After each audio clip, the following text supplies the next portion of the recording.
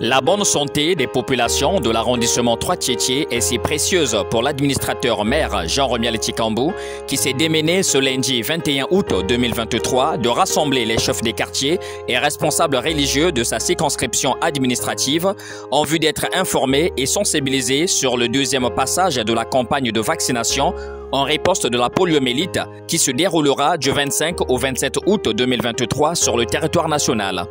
Pour l'administrateur maire de Tietie, Jean-Romial Tikambou, la réussite de cette seconde campagne dépend également de l'implication des responsables des quartiers et des responsables religieux du fait de leur attribut de rassembler les populations et de se faire entendre.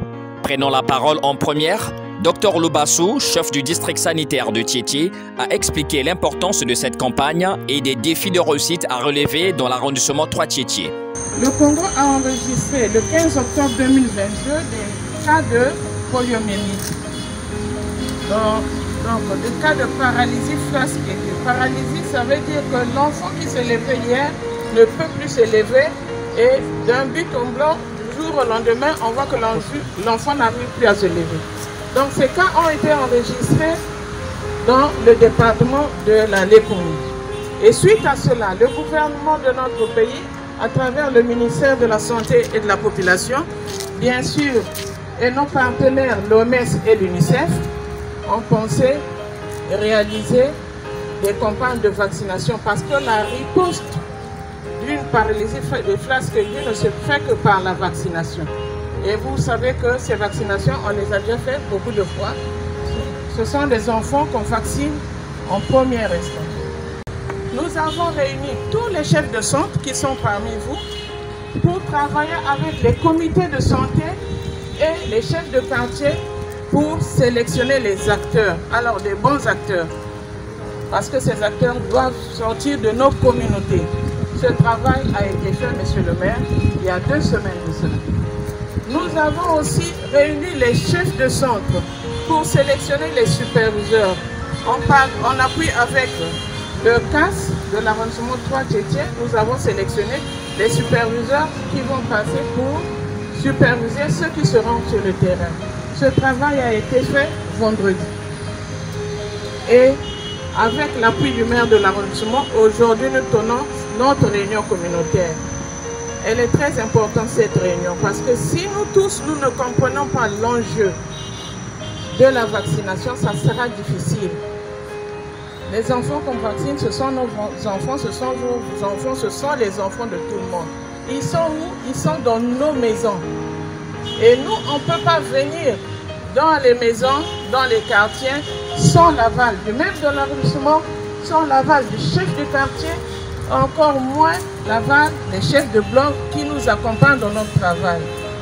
Mais on n'oublie pas l'importance des confessions religieuses. Chacun a sa croyance. Donc, on ne néglige aucune confession religieuse. On s'est dit qu'il fallait qu'on échange avec eux, qu'ils comprennent l'enjeu de la vaccination pour qu'au deuxième passage, on puisse avoir des résultats qui sont meilleurs. On a bien travaillé au premier passage, mais au deuxième passage, étant donné qu'on a encore l'opportunité d'être en saison sèche, on a l'opportunité aussi d'avoir nos enfants à la maison. Il faut qu'on vaccine tous les enfants de notre arrondissement.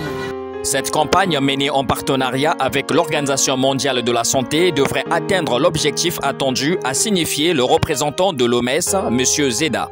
La riposte contre l'épidémie se fait minimum autour de 3 passages.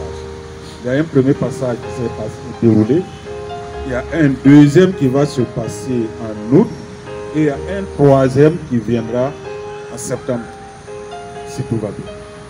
Donc à chaque passage, il faut évaluer nos forces et voir ce qui n'a pas marché pour réajuster les stratégies. Et cette enquête nous l'a montré, vraiment nous avons un certain nombre de difficultés qu'il va falloir travailler à corriger. Et l'une des principales difficultés pour le premier passage, c'était la communication qui n'a pas suffisamment marché. Tenez-vous bien, les mobilisateurs doivent passer 2 à 3 jours avant le début de la campagne dans les ménages pour faire ce qu'on appelle une communication et un recensement des enfants qui y habitent. Et je suis sûr qu'avec les efforts et l'accompagnement des autorités locales ici présentes, tout ce qui a été relevé comme difficulté lors du premier passage sera systématiquement corrigé avec votre soutien à tous à travers la grande communication que nous attendons pour que les différentes mères d'enfants, les parents d'enfants soient sensibilisés pour nous accompagner. L'administrateur maire de Tiétié, Jean-Romiel Etikambou, tient à la réussite de cette campagne. Ainsi, il a donné des vives instructions aux chefs des quartiers et responsables religieux d'accompagner les équipes sur le terrain, d'accéder facilement dans les ménages. Le chef de quartier doit jouer son rôle important. Et très souvent, quand on se retrouve dans les réunions, j'aime toujours m'adresser au chef de quartier parce que vous êtes les premiers. Vous êtes les représentants de l'État dans vos quartiers. Donc vous avez un pouvoir de commandement, vous avez un pouvoir de gestion. Et vu la situation, vous devrez prendre vos responsabilités. Parce que ces églises, ces cliniques sont sous vos contrôles. Nous parlons de quelque chose de très important et très capital. La santé. Très souvent, nous disons la santé avant tout. Ce n'est pas ça. Est-ce que sans la santé, on peut se retrouver ici? Donc nous devons donner ce privilège à nos enfants. On venait de dire de 0 à 5 ans qui doivent se faire vacciner. Et vous devrez vous impliquer parce que nous avons besoin de ça. Le ministère de la Santé a besoin de ça. L'OMS a besoin de ça. Le gouvernement a besoin de ça. Le département a besoin de ça. La commune a besoin de ça. Et l'arrondissement aussi a besoin de ça. Et je demande aux chefs de quartier de prendre leurs responsabilités. De veiller à ce que nous puissions aller au-delà du premier tour. Tous nous croyons en Dieu, mais le Dieu que nous prions n'est pas un Dieu de désordre.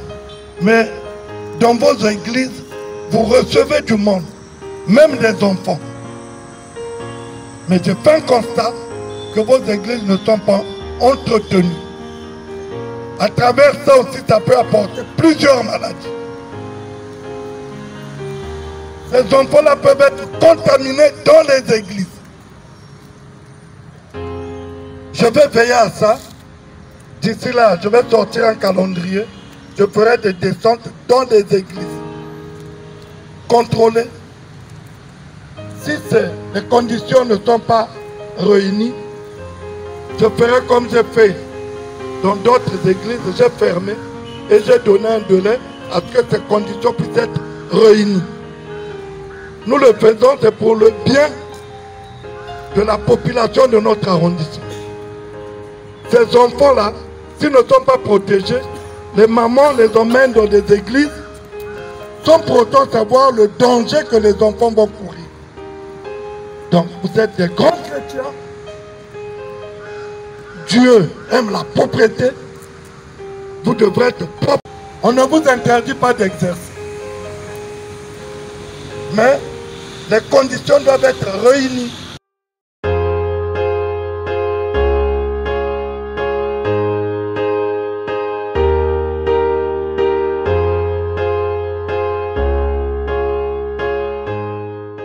Primo, nous remercions d'abord monsieur l'administrateur maire de notre arrondissement Tiétié pour son implication toujours dans ce qui est du bien-être de la population de l'arrondissement. Et nous l'encourageons toujours dans ce sens parce que nous sentons la proximité qu'il crée entre lui et la population. À l'issue de cette communication, il nous a édifié sur ce qui est de la maladie.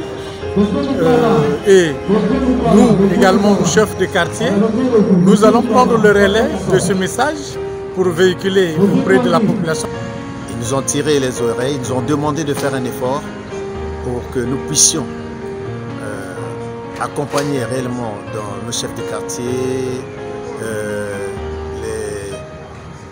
les membres des commissions de vaccination dans nos quartiers, dans nos églises, et surtout demander aux adeptes de vacciner les enfants. S'il faut aller dans les maisons, les familles des adeptes, nous irons également pour veiller que les enfants soient vaccinés.